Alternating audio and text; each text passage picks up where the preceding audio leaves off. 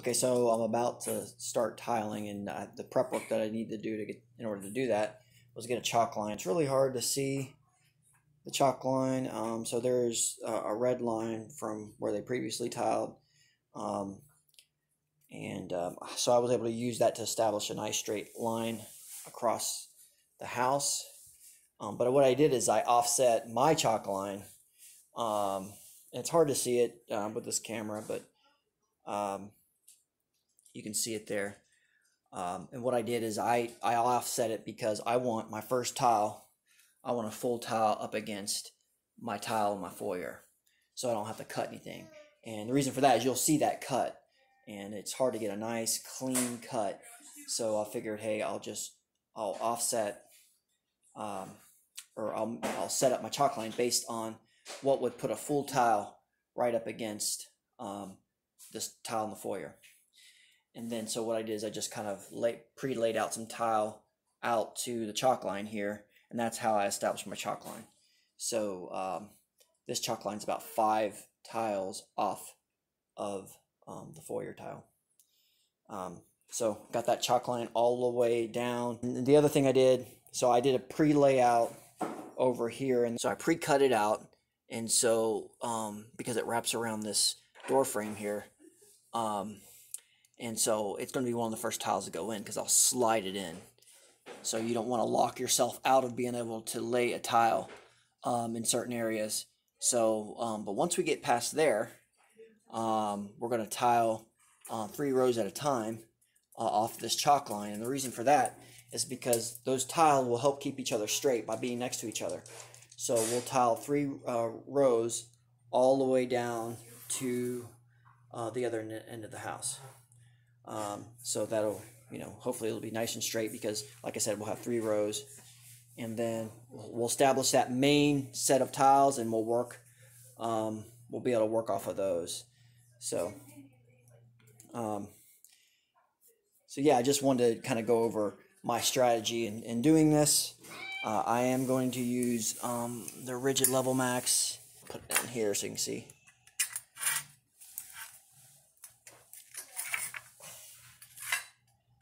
Okay, so they'll serve as spacers, and what you do is I got a cap, and I'll tighten it down, and then it'll level the tiles out. So I'll put probably 3 of these studs, these leveling studs, on each side of the tile, and then 1 where the ends meet. And this worked really well for me when I did my first wood look tile, and I'm not good at tiling, so that's my big thing, is I want it to look on plane, but I'm not really good at doing that. So that helps. That it actually looked really good. It looked professionally done when I was done with it. And so there's some tools that I'm going to use while I'm tiling. So I got my trowels over here. So we use like wood skewers to kind of clean up mortar between the tiles during the process. I'll have the trowels here. So I think this is the 1/4 inch, and I think this is 3/8. I'm probably going to go with the 1/4 inch just because of 3/8. It just seems like the mortar doesn't really kind of flops over, and so I think this 1/4 inch is what we're going to stick with. And I'll use this for scooping out mortar. And then also, because these are longer tiles, we have to butter the back of the tile. So we'll put the mortar down like this with this trowel, and then we'll use this to butter the back of the tile. So those are some things you'll want to have. And then also water. So I got some old rags in there to clean up the tiles and clean up any mess as we go. And then also I'll throw, like as we go, kind of throw a little bit of water on the mortar to keep it moist, to keep it from drying out, because once it hits a certain point, you waste it. So you just kind of can keep mixing it, throw a little bit of water in there. That's worked for me. And then obviously have the tiles out here ready to go, have a level just for a straight edge. Same over here. Tape measure for measuring for cuts. And then, you know, something to mark for your cuts, a Sharpie, and then this speed square for getting a nice straight line across so you can mark your cuts. So I have all that stuff in place, and now I'm finally ready to tile. It kind of took a while to get to this point, but I've arrived, so now the tiling fun can begin. Okay, so we got our runway here. So 3 rows from the master bedroom all the way across the house to the coat closet here. Now, these cups right here with the tape on them. So as you can see, the studs here. So those are the leveling studs. Some of them have been broken, and so that's the thing. So when you finish doing tile for the evening, and you got the studs, the studs set in place, and you have to set them in place because the mortar is going to dry up underneath them. You know, you put them in place, but you're still, you know, walking through the house. And in my case, got a handful of kids, so they're going to bump them and break them. So I put the cups there to protect them, put some painter's tape over them. But we're about to come in and do this area. This area is kind of messy because I had all those cuts and I had to kind of a lot of sliding tile in, and it was just this is kind of a nightmare area to do. But we're going to lay these tiles right here are not down, but it turned out, so my measurement, you know, doing some pre-layout, I was able to get the tile right up against the foyer tile. So so it worked out real well. My grout lines are a little tighter in there. Couldn't put any, I'm not going to be able to put any studs on the sides in here, the leveling studs, because there's just not enough room. But I will put the leveling studs on the ends, on the grout line on the end, and I'll put one like right here, and the cap will overlap, and so that'll help with leveling. So yeah, just want to show the progress. But so this right here is essentially our, you know, our line. It's nice and straight, and so we're going to work the tile, you know, off to the left to fill out in the rest of the living room and kitchen, and then we'll flow into the dining room to the right, and the pantry. So so having this established this nice straight line right there in the middle is something to work off of, and should, you know, as long as we can keep all our grout lines good, we'll be able to we'll be good through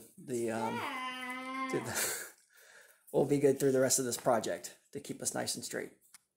Okay, I wanted to show you real quick how to repair, like, so if you have a stud that's broken, so this one was broken off, the leveling stud. If it's broken, this is what I do to set another one in there. Because obviously the mortar's set, I can't just pull this thing out easily, so I use channel locks here. And there, that one came out easy. Some of them are in there real good. So a lot of times you'll do some wiggling and stuff, and you know, just to pull it out. The Dremel, and I'm going to kind of just grind it out a little bit down here. Or I'll just show you. I get it to where this cam is all the way to the tile. So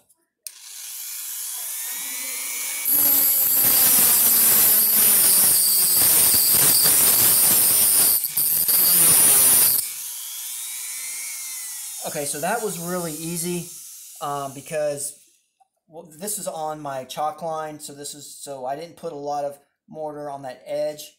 A lot of times though, there's a lot of mortar, so you're just going to be grinding it out a little bit. Just kind of go up and down until you get that cam all the way there. But that's still obviously not deep enough. Well, it doesn't look like it's not deep enough because yeah, it's not wide at the ends. So it had to be much bigger for this just to slide under there. So in order to make the stud fit, I just cut the stud.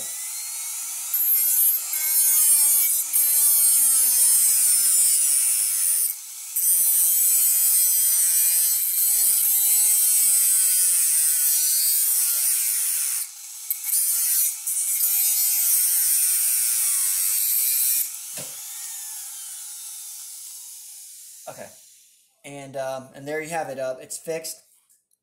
And because it's loose now, it's not set in there, I'm just going to go ahead, I'm going to mark this with a pen, and then I'm just going to set this over here on the wall, and I know it's over there for when we finally do get to this piece. But the other ones we do got to watch out for, because they do come off pretty easy, and well, they'll break. They break, as you saw that this right here broke right off. So that's a way to kind of repair those. If you're like me and you need a leveling system in order to get all your tiles squared away. The one thing I wanted to go over that I ran into with this floor, so when I pulled the laminate, and actually when I put down the laminate, this was here, but I didn't need to worry about it with the laminate. But now that I'm tiling, I'm having to go through, and so you can see where the house was originally built, where they, probably sprayed texture, maybe on the walls or on the ceiling, and some of that material got down on the floor. So that's not going to have the grip that the concrete floor would have with the mortar. So you'll want to clean that off. And so I'm using a floor scraper with a razor blade. And some of it, well, this isn't the sharpest blade, but just put a little bit of muscle into it, and you get that cleaned off. Some areas are really bad. I kind of had to put in some work, like along the walls. You'll find that you'll have this. So yeah, I wanted to just point that out. So a good scraper should take any of that stuff off. It's not like mortar. Some mortar can be very difficult to take off. This right here, just put a little muscle into it and should come right out. So another thing you'll want to consider when you purchase your tile, we didn't know to even think about this when we purchased our tile, is whether the edges of the tile is kind of like has a sharp 90-degree angle, or whether it's beveled. If it's beveled, then it's more forgiving when you're trying to make it level, because the way the grout will sit in there, flow between the beveled edges. But with these sharp edges, you'll want to make sure it's good and level. It's on plane. We're doing a pretty good job, but when you're talking about a long plank tile, they have a natural bow to them. I mean, if you look at your tile, you kind of look at it, hold it out in front of you, just kind of look down it. They have a natural curve to them. So it's going to be difficult to get all these perfectly on plane due to that natural curve in the plank tile. But that's where we're using a leveling system. Everything's looking pretty good. All the edges aren't perfect, but it looks good enough. And so this will be our first time using a non-beveled edge tile. So we don't know for sure how that's going to, it's going to look once we grout it. Maybe the grout will, will cover up some of the where it's not on plane. So just want to kind of point that out. That's definitely a good something you'll want to consider when you purchase your tiles, what type of edges they are. We had beveled edges on our plank our plank wood look tile in our bedroom, and once we grouted it, it was pretty good and level, but it was pretty forgiving. When there was variations in how the tile set. Alright, so I just want to show you what works for us. There's some trial and error in setting these tiles down and figuring out what works best. So these are longer ceramic tiles, so long ceramic tiles have a natural bow to them if you look down them. So when you're overlapping, your tiles aren't sitting, you're kind of staggering them. So the ends, obviously, as it bows, because it curves down, it's going to not line up with the middle of the tile next to it. So the leveling system comes in real well for that. So I'm going to show you how I've been able to make that work for me. I'm using a rigid level max. But before that, I'll just show you another thing. Or talk to you about how I troweled the mortar. So the mortar, I do it 3 rows at a time. So I just did this tile in this row, and then you stair step them down. Okay, so I started out by putting mortar at the top of the that first row, and then I just take I have a quarter-inch, it's kind of messy right now, square notch trowel, and so like I said, I put mortar towards the top of that row, and then I just trowel down, straight down. So as you can see, I've got my mortar is all troweled straight down. What that allows you to do is when you put the tile down, you can wiggle it back and forth to get it in place, because you're going to need to adjust it to make it line up. If you run the mortar straight down, that's a problem, because you're going to wiggle the tile this way to get it to get it in place. And what's going to happen is you're going to push mortar up between your grout lines. So that's just more to clean up. So if you do it straight down, you can wiggle this way and it's less of a mess. I'm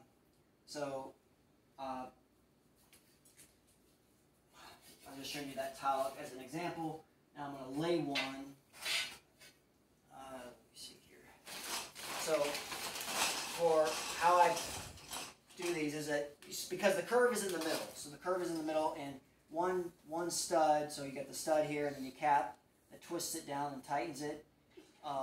One stud is not enough to pull that center of that tile down. So what I do is I'll do two in the center, and I'm looking over here. This is how it's going to line up. So I look at the center of this tile 3 rows over. So that's how this tile is going to be positioned. So I want this stud, towards the center. I want another one towards the center, and then I'm going to put one down here on the end. So I can maximize this. So I got one that overlaps into this tile, and then it'll overlap into this tile. And the same thing on this end. So I maximize how far these studs go. Also, I'm going to put one here at the butt of the tile here, so I can line it up end to end. So now another key thing you'll see as you watch tiling videos on YouTube, you'll see that everybody butters. When it's a big tile, they butter the back of it. And so actually this one sat just a little bit, so I'm going to spray it real quick. Put a little bit of water on there. Okay, so now I'll go ahead and lay it. So yeah, it's got to be butter on the back of the end, on the back of it. And the reason for that is that it gives it that gripping area. So the more area that's covered on the tile, the better grip it has. So more mortar means more grip. So one other little tip here, I tend to be messy with mortar, so I'm going to clean up this mortar here so it's not pushing through. There's kind of a little lump here. Okay. Alright, so setting this down.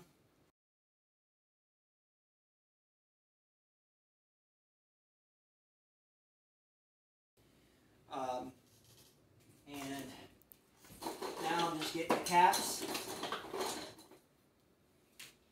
Now, one thing about these tiles, they are not beveled, so we didn't really know to even look for that or ask about that. So they have a very sharp 90-degree angled edge. So that means it's less forgiving when it butts up to the tile next to it. You got to have it spot on as far as if you want it to look level. The grout does make a difference. We did grout some of the area so far, and but the sharp edge tile is, like I said, a little less forgiving than a beveled edge tile. So that's something you may want to look for.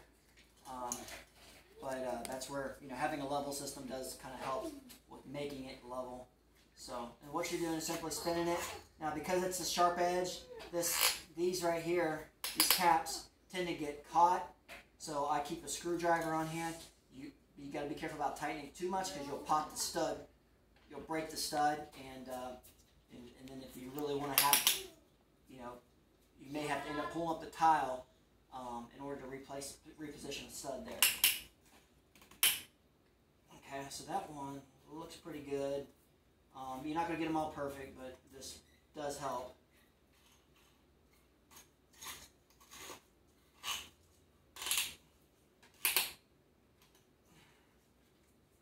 So that one's pretty good.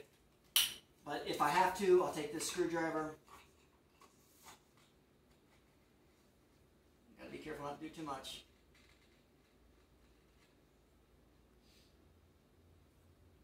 Okay. Seems pretty tight. And I can't do this one because until the next one's put on the end here. So that one I'll leave alone until the next one's added.